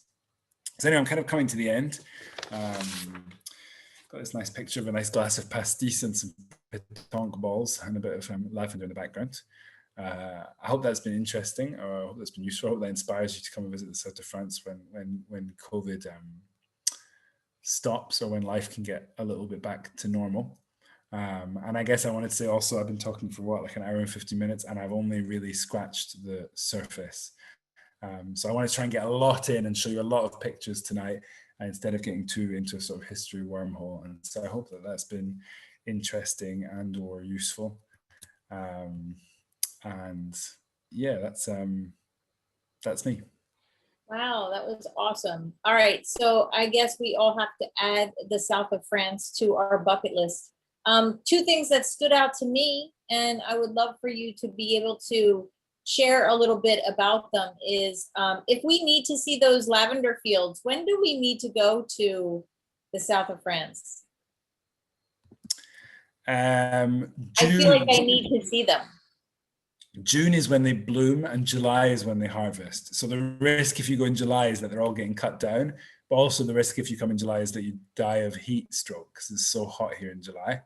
So June. Is it humid, Louis? No, it's dry. It's dry. No, okay. It's hot. It's really hot. And the thing I guess that would shock Americans watching this is it's hot. It's not, hotter than Texas. It gets to be, 100 degrees, but we don't have AC in our homes. And, restaurants don't have AC. So it's like, it's not necessarily hotter than where you guys are, but we do not have the infrastructure to be very comfortable. So you're opening windows and doors all of the time and hoping there's a breeze that comes through. Yeah, but then the mosquitoes are getting you. I was just going to ask about the bugs, if that's the case. I've got a screen on my window. Okay. Wow. That's crazy. All right. So for everybody who's on, we're going to turn to the Q&A at this point. I've put up a slide so that you can see how you can tip Louis and show your appreciation for his knowledge and passion for this region of the south of France. And also, I just wanted to point out on the right-hand side of the slide, we are gearing up to travel in real life again. So I'm going to list the tours that I'm going to be leading in the next few years. If you're interested in any of them, just send me an email at marawalsh@gmail.com. I'm sorry for the plug, but I just thought that there are a lot of people that do ask me where we're off to. So if you're interested, please reach out to me. So Louis, we're going to go into the Q&A. We have a lot of questions. If you want to start at the top, they definitely kind of follow the sequence of the tour. So the earlier questions have more to do with the earlier part of the tour, and then we'll try to get through as many as possible.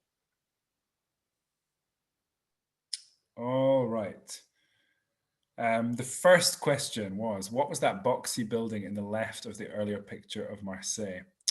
I'd have to go back and look. I'm trying to think. Hold on.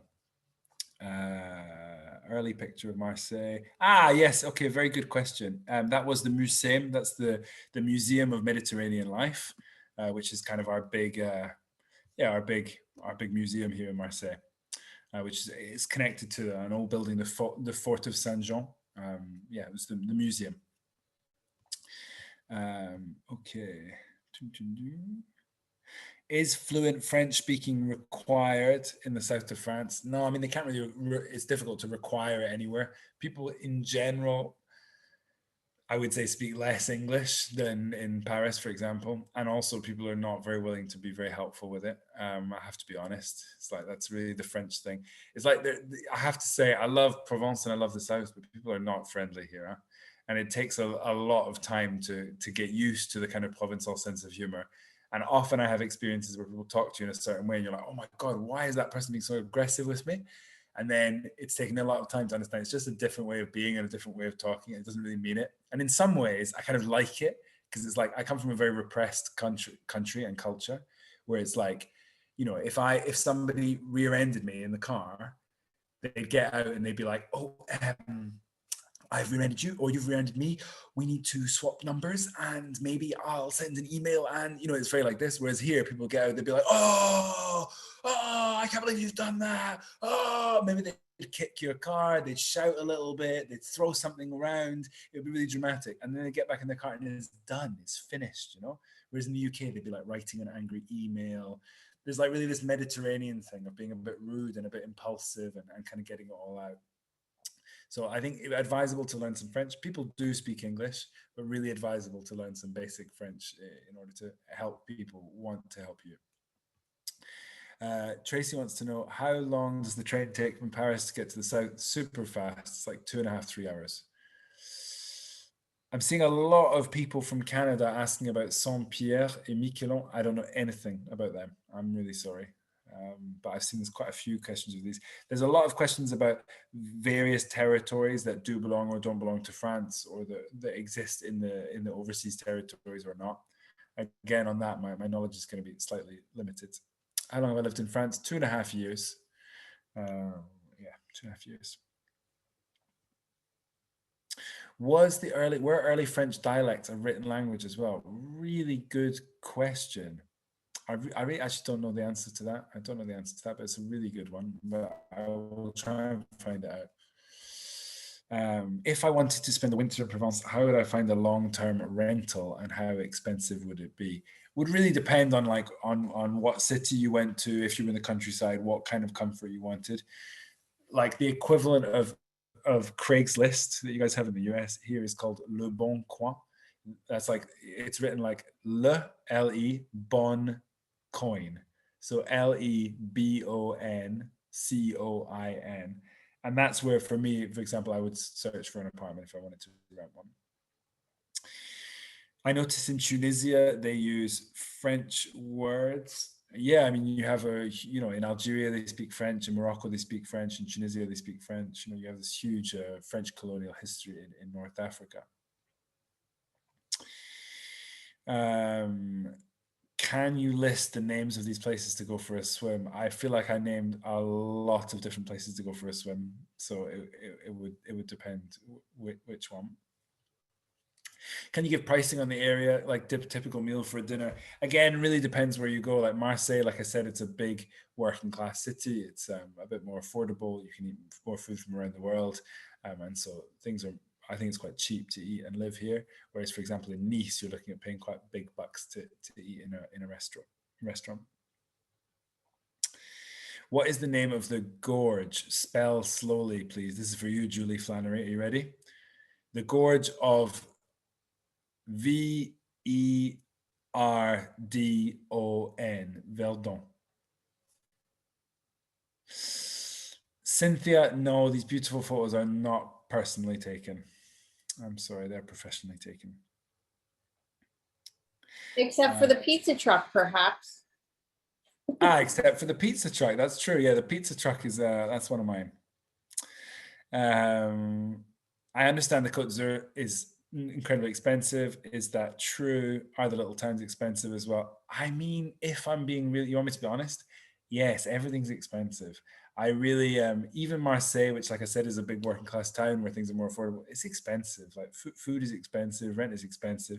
People want to live here, and also it's like, this is, yeah, maybe kind of launching into a whole other subject, but also just like workers are really properly paid here, and so that means that products cost more, and that takes a while from getting used to. I come from the UK where like our labor laws are so screwed. Your average worker is so unprotected in their rights. Wages are so poorly standardized. Minimum wages are so low. Here, people are paid really well for their work, and so things cost more. Voila. At the end of the program, I would appreciate if Lewis could spell out, this is for Joanne Rosen, the national park he spoke about at the beginning of the program. It's called the Calanques. So it's Callanques.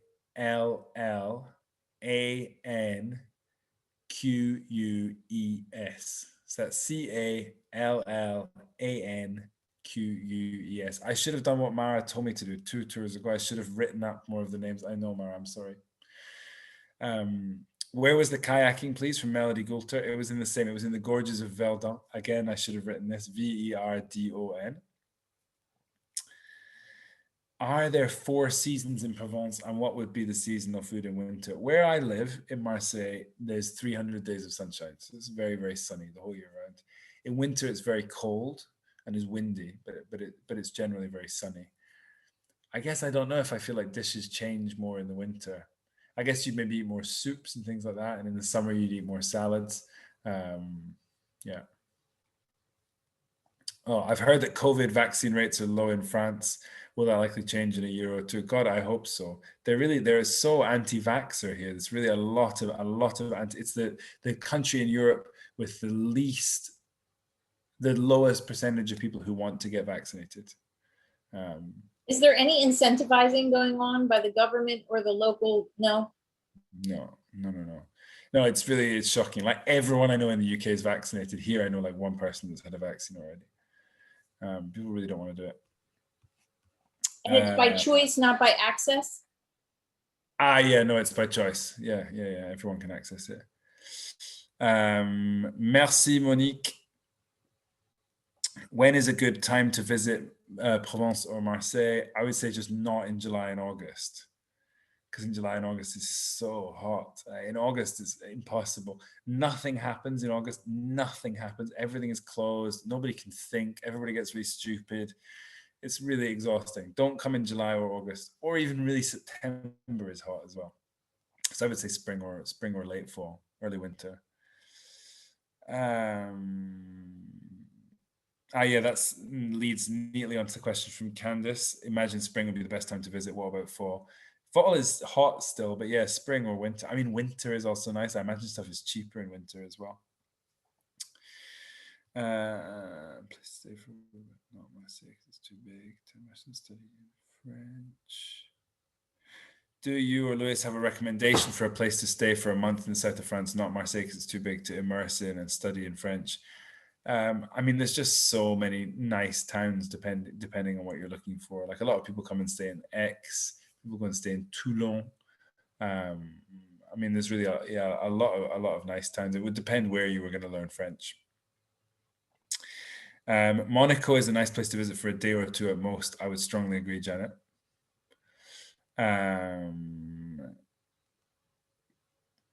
The aquarium in Monaco is also worth a visit. I did not know that. No, Terry, I have never visited Villefranche or Saint-Jean, Cap Ferrari. Janet Mendel, can you speak a little bit about Matisse's chapel at Vence? It's a very niche question, and I'm feeling very smug that yes, I can. I have actually been there.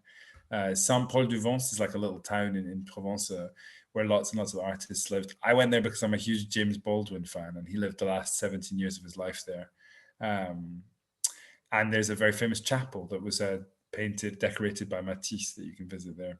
But it was very sad. I went there to visit Baldwin's home, where he lived for 17 years, and it's being turned into condos. And it's like all of the other artists, you know, they have museums, they have sculptures, and Baldwin's got nothing. I was really very, very saddened by this.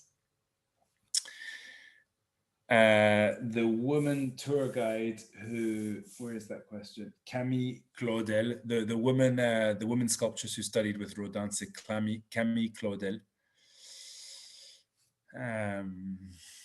Any signs Provence is opening up? Yeah, I mean, by the state of Marseille, yes, people are out and getting drunk now. It's really happened like that. You know, here there's this very much like there's this terrace culture where people sit outside in the evenings and drink. Not necessarily getting drunk. It's not really like the UK where it's people that want to get quantity down, but more like there's a culture of sitting outside and drinking a glass of wine, having a pastis. And so the terrace is opened up a week ago. And yeah, I mean, we're still under a national curfew though. I don't know if you know that. Like after 9 o'clock, it's illegal to be outside now. We've been under curfew since September last year.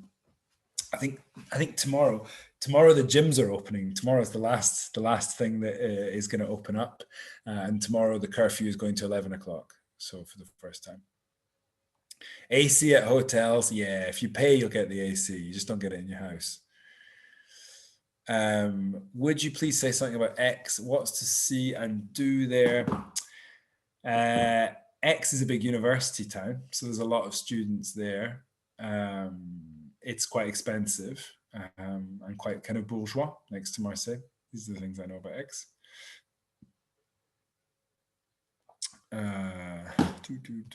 I missed part of the presentation. Is there a way I can watch it again? Yes, I think it's going to be on Mara's YouTube channel. You can watch it on YouTube, you can watch it on our website, and you can also watch it on Facebook. So it takes a few hours after we're finished to process it and get it up, but it will be up by probably in about 3 hours. Name your favorite spot to swim just outside of Marseille. Malmousque, I think was the place I was talking about. Malmousque.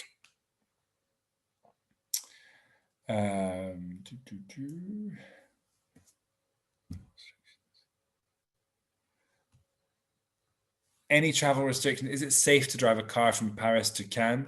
Can you drive a car rented from France to Monaco? Yes, you can drive a car rented from France to Monaco.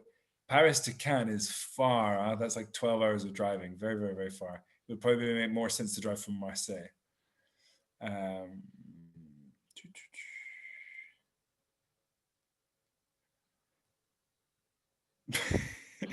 I'm going to try and play with my nose less. I saw that one. Thanks for deleting that.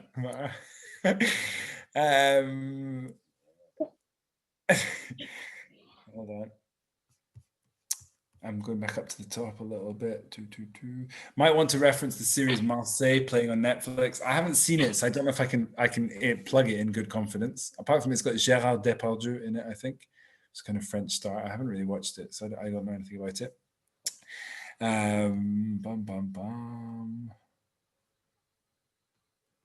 If you're from the UK, how did you determine to settle in Provence? I had friends in Marseille and I wanted to leave the UK before Brexit. I wanted to improve my French, and so Marseille was kind of the obvious choice. What is the best way to take in all the architecture when coming to the south of France? Tour or just discovering on your own? Me, it depends what kind of person you are. Me, I get a lot from just walking around in cities and looking around. I get a lot from that. But maybe it's also because I have frames of reference also for the architecture. So I think if it's something you know about already, then walking around and discovering on your own could be good. And if it's something you feel like you're just starting to learn about, maybe going more on a kind of tour thing. I always say it's great to take a tour and then decide where you want to hone in on, and then go off on your own and explore that region. What is the hold up from getting AC in the homes? It's cultural. It's not like a technology development. It's cultural. It's like summer's hot and winter's cold. It's like, we deal with it. I mean, some people have AC. I met someone the other day who was talking about how she was getting AC installed in her house, but it's just not everywhere. And I think in general in the US, I don't know where your question was coming from, so I'm sorry if I'm making a generalization. But in the US, there's a lot more of a focus on comfort. Like in the US, is like really what you want to be is comfortable. That's like kind of model of success. You want your car to be big, comfortable, your house to be climate controlled, your coffee to be very hot, your soda to be very cold. Here, people are a bit more like they're less prioritizing comfort and things.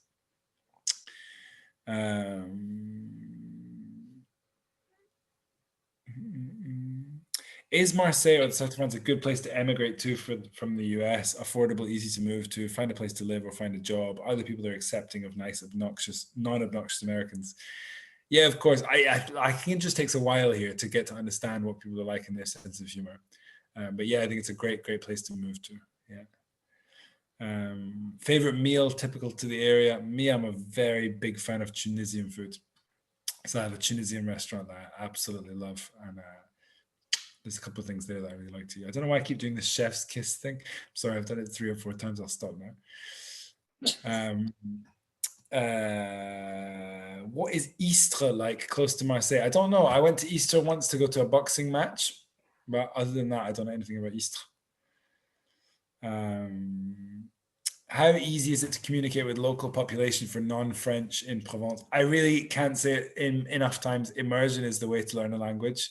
Like I put so much time into looking in books before I moved here, and actually, it's like the first 6 months was about kind of throwing out a lot of the stuff I'd learned and realizing that people talk in different ways than we necessarily teach French in other countries.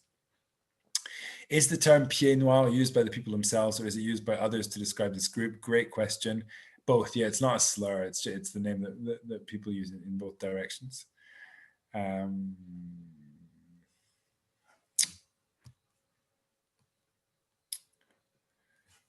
Southwestern world to travel by car. How's Marseille in its safety? I mean, you showed us obviously some political unrest areas and things of that nature. Is it safe for women solo travelers? Speak to the safety outside of the dock area where you have the water line. Yes, I mean, yes, it's a modern city, and to that extent, it has developed and has become a lot safer. I will not lie and say that I don't think it's a city that has a big macho culture, and that it's a city that for sure has a problem with like catcalling and this kind of thing, which can be quite shocking certainly after being in the north. So yeah, I think it's safe, but I don't think it's necessarily easy to be a woman here all the time. That depends. Maybe that's really specifically Marseille. I feel like that's not really as much the case in, for example, Nice or in other cities or towns. Yeah, that's a good recommendation. Jan Slutton's talking about Saint-Rémy de Provence. as being a nice base. That's a really good shout, with a nice small town with a market, and also one of the places from where Van Gogh painted a lot of his Provence-Alpes paintings. What are the best sites to do the Lavender Fields from Monique Legros? It's a lot of those photos I showed you, they were in the Luberon, Luberon, which is just to the north of Marseille. I don't know. Yeah, it's across in the next department. Regarding TV about Marseille, I tried the French soap opera Plus Belle la Vie for a little while, but I wasn't sure if it was worth following. Have you watched it? Is it worth it for learning about the place, culture, language? It's funny that you ask about Plus Belle la Vie. Plus Belle la Vie. I don't know how I can give you it with like British equivalents. It's like really kind of quite trashy everyday soap TV. So you're less going to learn more about the culture and more going to learn about like how people argue about each other after they've cheated on each other. You know, it's a bit like, drama, gossip, da, da, da. I don't know how much it would teach you about culture. I've realized why I'm touching my nose. It's because I have allergies. It's because it's spring here. That's why I just connected that, because I'm really sniffing a lot. Voila. Oh, theatre festival in Avignon. I feel like it's in July. I feel like it's in summer. Is tap water safe to drink? Yes, free and delicious. I like Frank's comment, which just says salad niçoise. No question. I would agree, Frank. Salad niçoise, very good. Tuna, anchovies, eggs, a little bit of rice, green beans, lovely. All right, I think I have a couple that we're going to finish it off with. Okay. Louis, one, do you do any private tours? No, right? You just do private tours? No, I haven't ever done private Right. tours. But... So Louis is a tour director who generally covers a large region on a tour. So you might do 3 or 4 city stops in one tour. That's 10 days or 15 days, correct? Yeah, that's right. Yeah. And everybody wants to know how you could be so knowledgeable. Where do you get it from, Louis? Do you have a very long higher education? Is it just a knack that you have for history? You know, there's a really great website. I don't know if you've heard of it. It's called Wikipedia, which is where no, I'm joking. No, I mean, I've been working in this job for like 10 years, and I've traveled a lot, and I spend a lot of time reading about history and culture, and so I'm a bit sponge-like.